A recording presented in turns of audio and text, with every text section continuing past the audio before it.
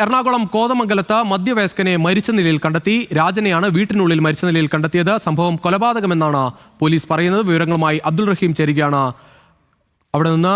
അബ്ദുൾ റഹീം, എന്താണ് ഇത് പ്രാഥമികമായി കൊലപാതകമെന്ന് മനസ്സിലാവുന്നതെന്നാണ് പോലീസ് പറയുന്നത്. എപ്പോഴായിരുന്നു സംഭവം? എങ്ങനെയാണ് ഇത് പുറത്തറിഞ്ഞത്?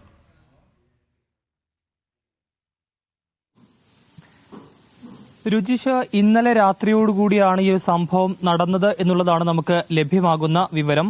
ഇരട്ടക്കാലി എന്ന സ്ഥലത്ത്, അതായത് കോതമംഗലം ഇരട്ടക്കാലി എന്ന സ്ഥലത്താണ് ഈ കൊലപാതകം നടന്നിട്ടുള്ളത്. രാജൻ വീടിനുള്ളിൽ മരിച്ച നിലയിൽ കിടക്കുകയായിരുന്നു. കട്ടിലിന് താഴെ രക്തത്തിൽ കുളിച്ച നിലയിലായിരുന്നു ഇദ്ദേഹം കിടന്നിരുന്നത് എന്നുള്ളതാണ്. പ്രതി ഇപ്പോൾ പോലീസിന്റെ കസ്റ്റഡിയിലുണ്ട് എന്നുള്ളതാണ് സൂചന. പക്ഷേ ഇത് സംബന്ധിച്ച വിവരങ്ങൾ പോലീസ് പുറത്തുവിട്ടിട്ടില്ല. ഈ കഴിഞ്ഞ ദിവസം ഇയാളുടെ അയൽവാസിയുമായി രാജൻ തർക്കത്തിലേർപ്പെടുന്ന ഒരു സാഹചര്യം ഉണ്ടായിരുന്നു.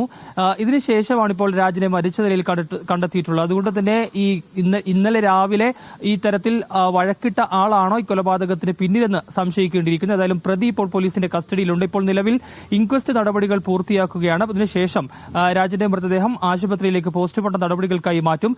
രാജൻ തനിച്ചാണ് വീട്ടിൽ കഴിഞ്ഞിരുന്നത്.